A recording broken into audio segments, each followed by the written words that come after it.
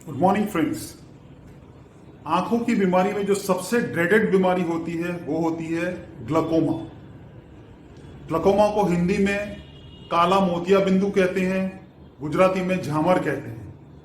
तो चलिए देखते हैं एग्जैक्टली ये झामर है क्या, क्योंकि उसको साइलेंट किलर भी कहा जाता है आपके विजन का। हेलो फ्रेंड्स, तो आज का हमारा टॉपिक है ग्लकोमा। तो एग्जैक्टली ग्लकोमा है क्या?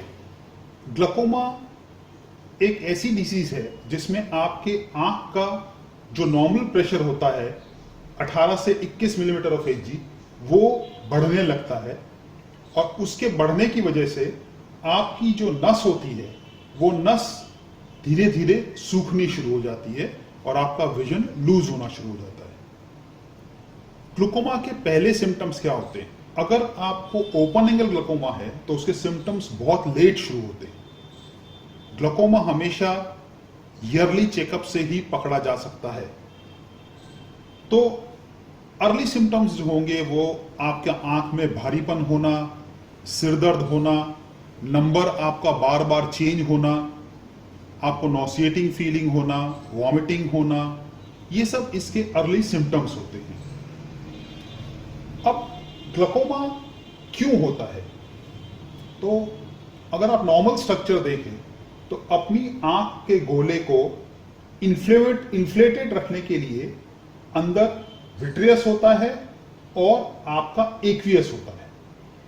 विट्रियस पोस्टियर सेगमेंट में होता है और जो एक्वियस है वो पोस्टियर चेंबर और एंटीरियर चेंबर में होता है। पोस्टियर चेंबर जो होता है वो लेंस और आइरिस के बीच का पोर्शन होता है, उसको पोस्टियर चेंबर कहते हैं, और आइरिस और कॉर्निया के बीच का पोर्शन होता है, उसको एंटीरियर चेंबर कहते हैं। अब पोस्टियर चेंबर में जो सीलियरी बॉडी होती है वो एक्वियस का प्रोडक्शन करती है। एक्वियस ह्यूमर यहां से प्रोड्यूस होता है, यहां से लेंस के आगे से आता है, फिर प्यूपिल में से बाहर निकलता है और ट्रेबेकुलर मेशवर्क होता है, उसमें से वो वॉर्टेक्स वेन्स में चला जाता है, उसमें ड्रेन हो जाता है। इस पूरे प्रोसेस में अगर कहीं भी कोई गलती होती है तो आपको झामर होता है, ग्लूकोमा होता है। अब अगर एक्वियस सिक्रीशन किसी कारण से ज्यादा हो रहा है तो इंट्राऑक्युलर प्रेशर बढ़ जाएगा। ये प्यूपिल और लेंस का ज्यादा प्रॉक्सिमिटी हो गई तो यहां पे एक्वियस रुक जाएगा, तो आपको क्लोज एंगल ग्लूकोमा हो जाएगा। और ये जो एक्वियस आगे आया और अगर ट्रेबेकुलर मेशवर्क में ठीक से बाहर नहीं जा पा रहा है तो भी आपको ग्लूकोमा हो जाएगा। तो अब हम देखते हैं ग्लूकोमा कितने टाइप के होते हैं। एक होता है open angle glaucoma. Open angle glaucoma में एक्वियस प्रोडक्शन तो बिल्कुल नॉर्मल हो रहा है या ज्यादा हो रहा है, और वो एक्वियस जब ड्रेन होता है तो ट्रेबेकुलर मेशवर्क में ठीक से ड्रेन नहीं हो पा रहा, इस वजह से वो पूरा का पूरा प्रेशर यहां पे बिल्डअप होता जा रहा है। इसको ओपन एंगल कहते हैं। एंगल मतलब आइरिस और कॉर्निया के बीच में जो एंगल होता है वो ओपन है, फिर भी इंट्राऑक्युलर प्रेशर ज्यादा है। फिर एक होता है नैरो एंगल ग्लूकोमा। अब नैरो एंगल क्यों होता है? नॉर्मली अपने इंडियंस की जो आईज होती हैं उसमें आइरिस थोड़ा सा आगे की तरफ होता है, इसलिए ये एंगल थोड़ा नैरो होता है। किसी भी कारण से अगर आप जैसे सपोज प्यूपिल डायलेट किया तो ये क्राउडिंग इफेक्ट हो जाती है। ये जो पेरिफेरल पोर्शन आइरिस का होता है वो ट्रेबेकुलर मेशवर्क को प्रेस करता है, इस वजह से आपका पूरा जो एक्वियस है यहीं पे कलेक्ट हो जाता है और इसकी वजह से नैरो एंगल ग्लूकोमा होता है। This is an emergency. Congenital glaucoma usually infants में होता है, ये जन्म से होता है।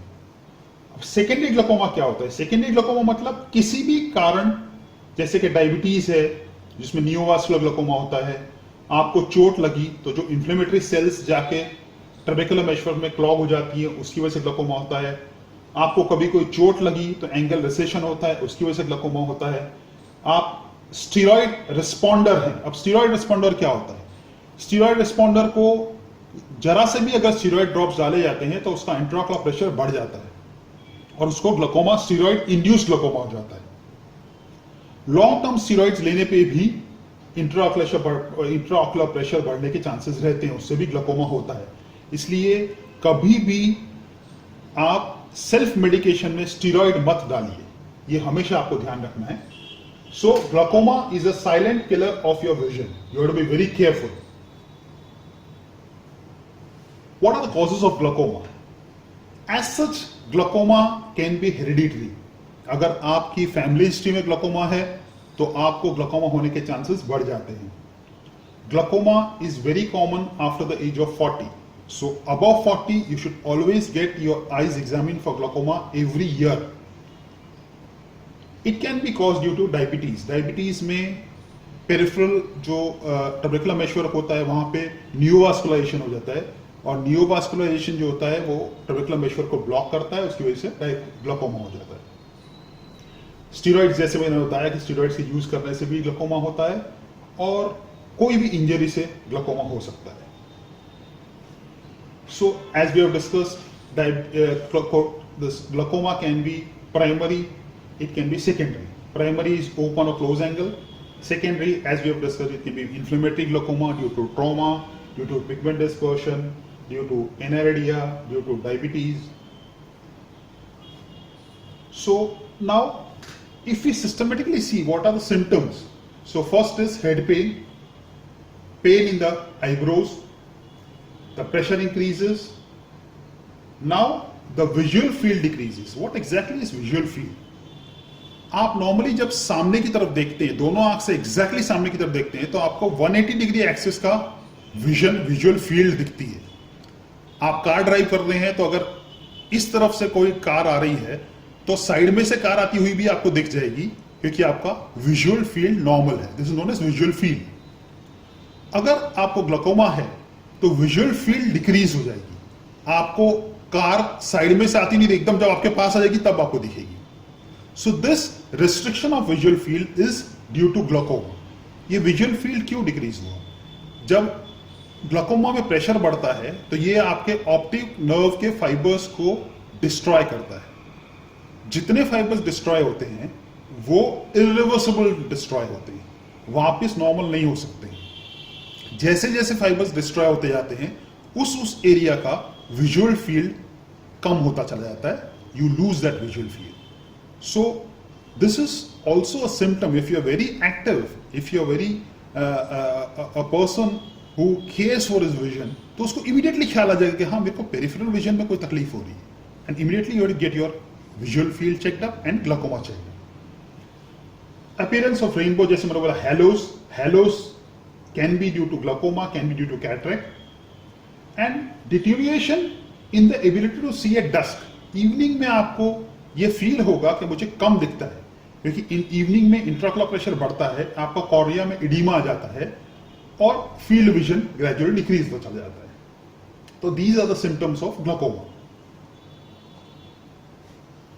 Now, as we have discussed, ये होता है सीलियरी बॉडी. जो मैंने बताया था, सीलियरी बॉडी में से एक्वियस सिक्रीट होता है.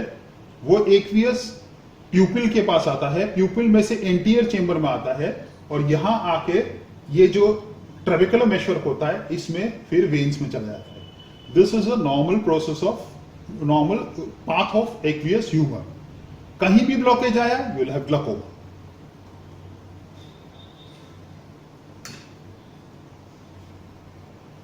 Now what is close angle? Open angle तो आपने डिस्कस कर लिया.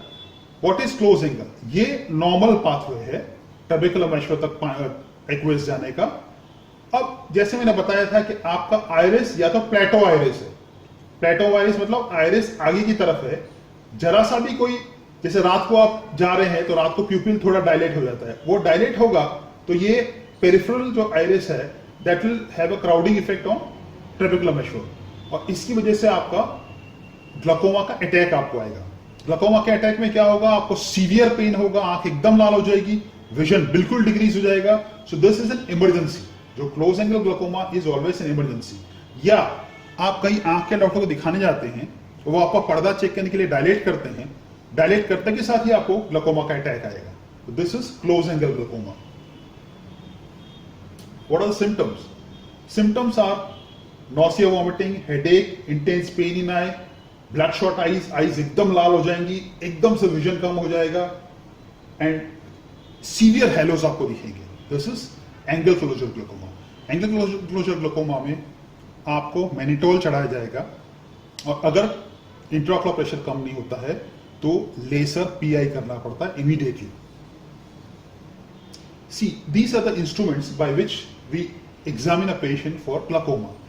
टोनोमेट्री होता है, ऑप्थेल्मोस्कोपी पर्दे देखने के लिए होता है, गोनियोस्कोपी एंगल चेक करने के लिए होता है, पेरीमेट्री करते हैं फील्ड विजन के लिए, पैकीमेट्री करते हैं कॉर्नियल थिकनेस के लिए, आरएनएफएल के लिए ओसीटी किया जाता है, मैक्यूला के लिए भी ओसीटी किया जाता है, और ये सब सॉफ्टवेयर होता है जिससे एग्जैक्टली मालूम पड़ता है कि आपको कितना विजुअल फील्ड लॉस हुआ है या ग्लूकोमा का कितना इफेक्ट आपकी आंख पे हुआ है। Now what is this? Normal जो ऑप्टिक डिस्क होती है, जो आपकी नस है आंख की, उसका नर्व हेड पर्दे में दिखता है। इस नर्व हेड में कप डिस्क रेशियो होता है, ये पूरा डिस्क है, ये कप है।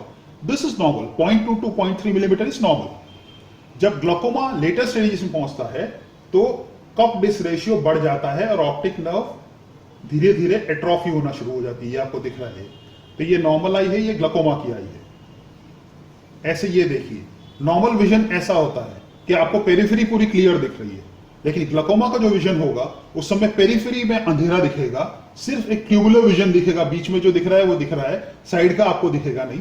This is due to glaucoma. Now as the optic nerve atrophy advances, आपका कट डिस्क रेशियो जैसे बढ़ता है, जब ये था तो ये नॉर्मल विजन था, जब ये कट डिस्क रेशियो बढ़ा झामर की वजह से या ग्लूकोमा की वजह से, तो आपका ये पेरिफेरी लूज हुआ।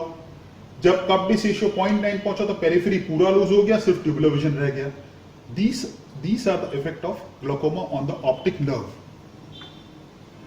and this is the last stage of glaucoma where you lose your eye because of optic atrophy. आपका विजन बिल्कुल चला जाता है। तो दोस्तों, सबसे ज्यादा ये ध्यान रखना है कि अगर हर साल आपको इंट्राऑक्युलर प्रेशर जरूर चेक करवाना है, आपको इंट्राऑक्युलर प्रेशर का एक मेंटेन करना है, उसका रीडिंग मेंटेन करना है कि आपका पहले कितना था, अब कितना हुआ। अगर आप कई जात की दवाइयां जैसे पेन किलर्स होते हैं, कई बार पेट के दर्द के लिए दवाई ली जाती है, उससे भी प्यूपिल कई बार डायलेट हो जाता है और प्यूपिल डायलेट होने से आपको एंगल क्लोजर ग्लूकोमा हो सकता है। तो रूटीनली हर साल अपने ऑप्थेल्मोलॉजिस्ट से अपना आंख का प्रेशर जरूर चेक करवाते रहिए, जिससे कि आपको जल्दी से जल्दी डिटेक्ट हो जाए और उसका ट्रीटमेंट हो सके।